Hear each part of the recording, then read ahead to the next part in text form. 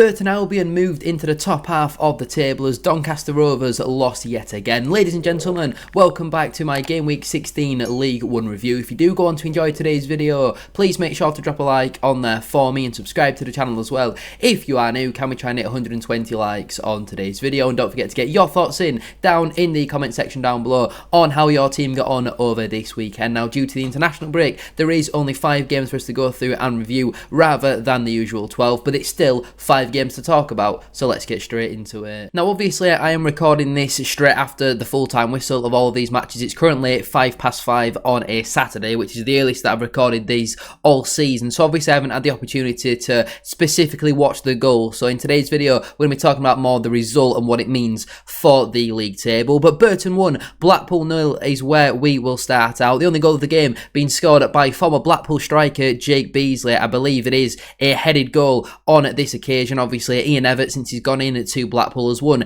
every game in charge there, but on this occasion they were defeated by Gary Bowyer's side, who recently have been on a very good run of form. And looking at the stats from the game then, Burton scoring with their only shot on target. You would say that maybe Blackpool did slightly edge a lot of the statistics, but Burton did create more XG and also had more corners as well. Looking at the lineup then for both teams, I think Burton recently have got a bit of consistency built amongst their side. I think only one change from this game compared to their 2-1 win away at Bradford City. Then you look at the Blackpool team, there's a lot of inconsistent performers there. You've got Horsfall on a 7.7, but then you've got both of your strikers not even getting a 6. And I know ratings can sometimes be a little bit skewed, but I still personally would say that I think surely Blackpool have got to find a way to get Scott Banks into this starting 11 for me. I think he's far too good not to be in there. I'm not 100% sure if every player is in the right position. Maybe Ashworth and Honeyman would be the other way around, but I think Scott Banks is too good to be playing on the bench at League 1 level. In terms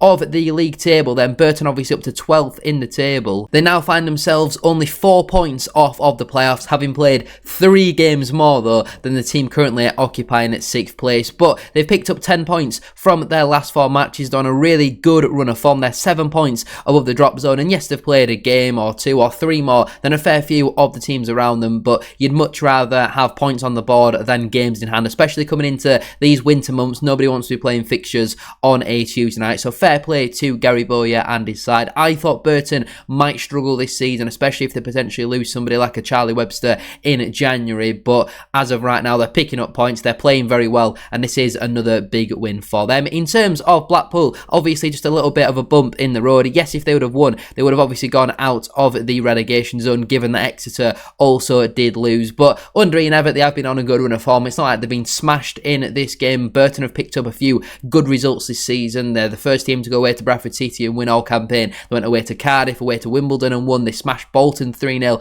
at home as well. So Burton on their day are no mugs. I wouldn't be too concerned if I was a Blackpool fan, and they'll be hoping they can bounce back in the next fixture, but a big win there for Burton. Leighton Orient 2, Exeter City 1 is where we will go next. Obviously, we did speak about Exeter losing their match. You know, they could have potentially gone into the relegation zone had Blackpool won, but they did actually take the lead in the match through a first half penalty from Jaden Wareham. Obviously, he came into the club and wanted the number 9 shirt. He was granted that by the Stansfield family, and that obviously brought a lot of pressure, but he scored a decent amount of goals so far this campaign. Another one from the penalty spot. Exeter haven't scored loads on the road so far this campaign, so they've kind of got to take everyone that they do get. But Leighton Orient left it fairly late to complete the comeback. Idris El Mazouni equalising on 76 minutes, and then Tyreek Bakinson scoring the winner just 5 minutes after that. 2 midfielders on the score sheet for Leighton Orient. And what I actually didn't realise is this is 5 home wins on the bounce for Leighton Orient. So it seems they're very strong at home, but it's away from home where they do struggle. It's probably because nobody wants to pay the away prices to go to Orient. £30, that's before even your booking fees and your delivery fees.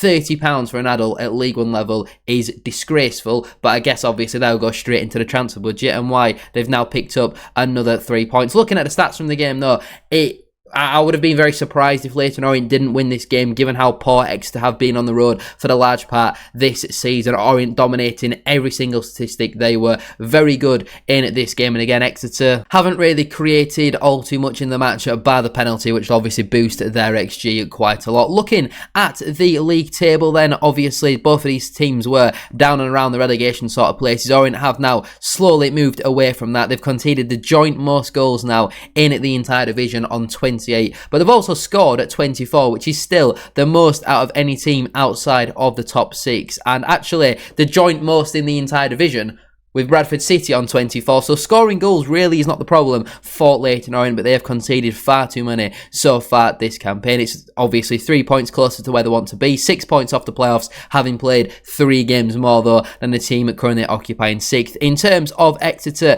they are struggling, I guess you would say recently, only 5 points picked up from their last 5 matches, and they have found themselves slowly sliding down that table, despite the win obviously against rivals Plymouth not too long ago. They're still 2 points above the drop zone, and obviously they've got a bit lucky with Blackpool losing, but they need to start picking up some points on the road, because Exeter away from home this season, yeah, they've had 2 wins, but they've had 6 defeats, only 4 goals scored on the road as well so far this campaign. And obviously you get a couple of lucky wins away at Wycombe and also Lincoln, where both of the matches they probably did deserve to lose. They're not good enough away from home, and this is again a good win at Fort Leyton Orient, who, yeah, well, apparently no, it must be 3 league home wins on the bounce. I must have just read that statistic wrong. I thought their club tweeted with the kind of the high five emoji saying wins in a row, but I guess it's just 3. They've not even won 5 home games all season, but it's still positive winning 3 home games on the bounce. So fair play to Richie Wellens. He seems to have turned it around at home. They just need to stop conceding so many cheap sloppy goals. They've kept it down in this one, just the one, when they're normally conceding 3 a game previously, but a big win for Leyton Orient, and I am very concerned about Exeter. Lincoln 2, Doncaster 1 was the game that I chose to watch this afternoon, and it was a very comfortable win in the end for Lincoln City. Doncaster offering very little in the match. They took the lead through Rob Street, did Lincoln, but for some reason it got disallowed. A great cross in from the left hand side from Adam Reach. I think it was Rob Street who headed in against his former club at the back post, and for some reason the officials decided that was a foul. I think both the linesman, the referee, they were completely incompetent. Some of the yellow cards, like for James Collins, his yellow card was ridiculous. Brandon Hanlon's yellow card as well. Absolutely awful officiating, but Lincoln did in the end take the lead through Francis Okoronkwo. I always struggled with his name last season at Salford City, but a great cross in from the right hand side from former Wigan captain Tariq Darikwa, and then obviously a great header from Okoronkwo right into the bottom corner, giving the Imps the lead. Unfortunately, they could not double their advantage before Doncaster would peg them back. Okoronkwo, scorer of the first goal, missed an absolute sitter in the second half. Far too easy really for Lincoln to get through, and he has an open goal, does the Everton loanee, and he just puts it wide. And then it wasn't actually too much later after that Brandon Hanlon would come on off the bench and equalise for Doncaster. Great through ball from Luke Molyneux, and a really well taken goal from Brandon Hanlon. His first league goal for the club, having scored in midweek in the Virtue Trophy against Bradford City, but a very, very good finish and some really poor defending from Lincoln. You know,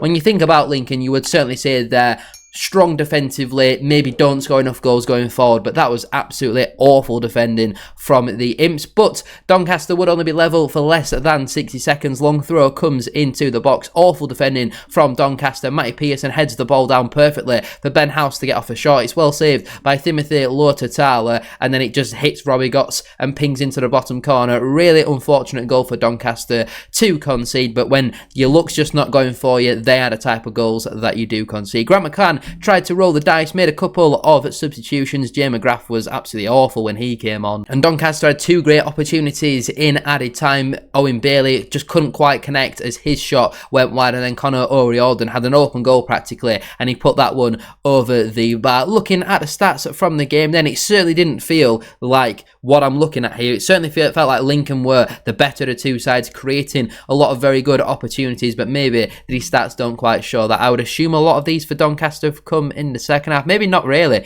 These stats are showing that Doncaster were the better side across the game, but it certainly didn't feel like that from the game that I did watch. Looking at the league table then, Lincoln go up to second in the league, having been on a bit of a wobble recently. I think they'd only scored, prior to this game, 1 goal in their last 5. So that is a big win for them. Yes, all the teams around them have got 1, 2, or in some cases 3 games in hand on them, but it's good to get points on the board. Good to get back winning as well in front of your home fans, and it sends Lincoln into the automatic promotion places. My team Bradford City still occupying at 3rd place, but Doncaster, things looking very scary for them now. Just 3 points away from safety. They could have gone in the relegation zone today. They haven't as of right now, but 1 point picked up from your last 5 matches. They are in an awful run of form and still haven't won a league match since beating Bradford City at the start of December. They are in an awful run of form, and how much longer can this go on for? You look at the last 10 matches at Doncaster at 24th. They picked up 5 points from 10 games, 7 defeats in their last 10. Only scored the 9, conceded 19. Surely Grant McCann can't survive as Doncaster manager for much longer. Having worked so hard to finally get out of League 2, it just now seems like it's all falling apart for Doncaster. They're not scoring enough goals, not creating enough chances, and defensively do look very frail. Donny fans, let me know down below how many more games has Grant McCann got. But in terms of Lincoln City, despite a recent wobble, they're 5th in the form table over the last 5 matches. They're on an okay-ish run of form, I guess you would say, on that point of view, and another big 3 points for them. 3 points in the right direction, definitely. Luton Town 0, Rotherham United 0. A better point, I would say, for the away side rather than the home team, although it does continue both sides unbeaten runs. I think at the start of the season, a lot of people probably predicted maybe a 3 or 4-0 to Luton Town. I thought they'd get over the line on this one. I thought they'd have just too much quality for Rotherham, who've conceded a lot of sloppy goals so far this season, but a good clean sheet for them to pick up. Looking at the stats from the game then, Rotherham offered absolutely nothing in the match. 0.04 XG, just 2 shots in the entire match, 1 on target. They were clearly going there for the point, and that is what they got in the end. Luton dominating possession, having a decent amount of shots, not really too many on target. Neither side created a big chance in the match, and Luton didn't really create much XG despite dominating possession in the match. So Rotherham clearly very frustrating in this one in terms of, Luton obviously actively trying to win the football match. Rotherham were clearly trying to spoil it. In terms of what that does for the league table, then it moves Luton a point closer to the playoffs, but they have played 2 games more than 6th place at this moment in time. But 7 points picked up from Jack Wilshere's last 3 games as Luton manager. In terms of Rotherham, they're up to 11th now. Again, they've played a fair few games more than a lot of the teams around them, but it continues their unbeaten run. Looking at the form table over the last 10 matches, Rotherham have been on a decent run recently, but it is, I would say, more of the last 6 or 7 games rather than the 10 matches in there. But a good point for Rotherham. Frustrations for Luton Town, but again, it's a 46 game season. We're only 15 games in. I'm sure they'll still be in and around it come the end of the campaign. Only their 2nd draw of the season as well, but I guess a clean sheet for both sides is a bonus. Nobody likes a 0-0, and I'll try that again. Nobody likes a 0-0 though. And speaking of 0-0s, Port Vale picked one up at home to Wycombe Wanderers. Again, Port Vale will probably be the happier of the 2 sides. It seems like they've picked up a fair few yellow cards in this game. 3 in the first half, 3 in the second half, but no red cards. I think if you get 5 yellow cards, does that mean you get a fine for failing to control your players, or is that just a football manager thing? But good for Port Vale because they've conceded far too many goals recently. Looking at the stats from the game then, it seemed like quite an entertaining match. Both of these sides clearly trying to win the game. Obviously, Wycombe have slightly edged it in pretty much every department. It says Wycombe have created 5 big chances here. I'd look forward to watching the highlights back of this one, but important for Port Vale to keep a clean sheet given the amount of goals that they have conceded recently. I know they've played some good sides, but 3 to Stockport and 4 to Bolton. They're now 3 points away from getting out of the relegation zone. Obviously, haven't won in a while, and they've only scored 11 goals all season. They are the lowest scorers in the entire division. So I do still have a lot of concerns about Port Vale. They simply don't score enough goals, and on another day they could have lost this one, but also they could have quite easily won this one. In terms of Wycombe, it maintains and carries on their unbeaten run under Michael Duff. They've been on a good run of form recently. A point away from home is not the end of the world. Another clean sheet to add to their tally as well. Again, they're 6 points off the playoffs like a lot of teams, but they also have played 3 games more. Let's have one final look at the league table. Stockport stay top and Lincoln join them in the automatic promotion places. The playoff spots are completed by Bradford, Bolton, Cardiff, Stevenage and Wimbledon.